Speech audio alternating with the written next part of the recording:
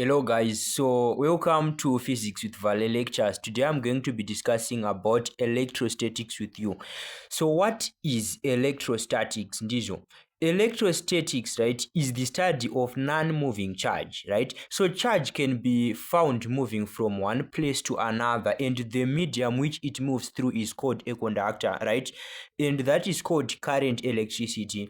But today we are going to be discussing about electrostatics. So here you have to first know that if we have a charge which is maybe in point form like that, right, it can be either positive or it can be negative. So if it is positive, we can draw these lines and arrows which are pointing outwards. They are pointing outwards, and this is what shows that charge is what is a positive charge. Or if it's negative, we can have those same arrows, right?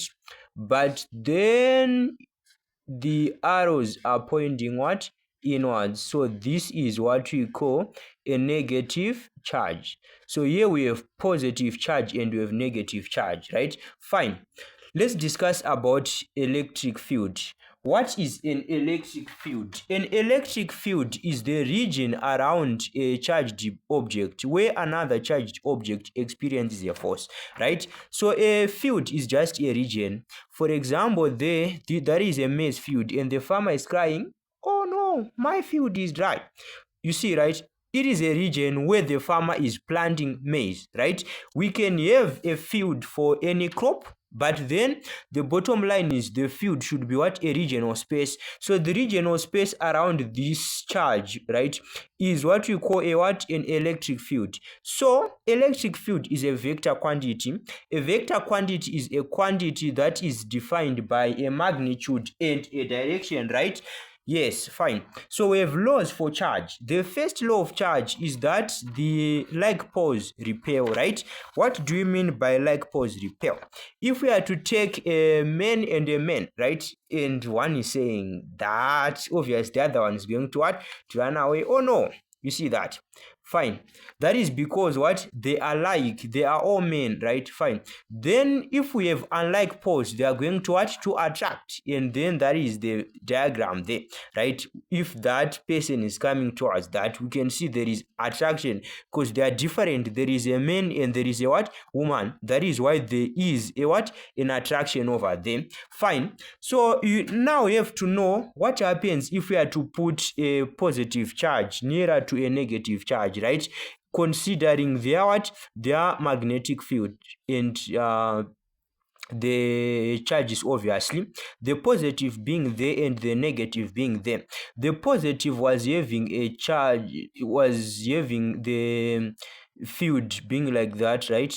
And then the negative was having like that, but then it was going inwards for the negative, and for the positive it was going what? Outwards. So here it goes outwards and it goes inwards. It goes outwards and inwards, outwards and inwards. The same, these will be like this and these will be like this. So this is how we can draw electric charge when we have a positive charge and a negative charge. If we have like poles, for example, maybe a positive and a positive, we are going to start there and then we move like that, and here we move like that. Here we also move like this and we move like that. So they are pushing each other away, right? And here positive goes up, outwards. So here it's still moving what? Outwards like that, and here it's also moving what? Outwards. So as you can see, these ones are pushing each other away. Yes, there is a repulsion, right? And then for these ones, they are pushing each other what? Towards each other. They are moving towards each other, right? There is an attraction. So that is it about electric charges. But then to end this lesson, let me introduce you to the one typical application of electrostatics.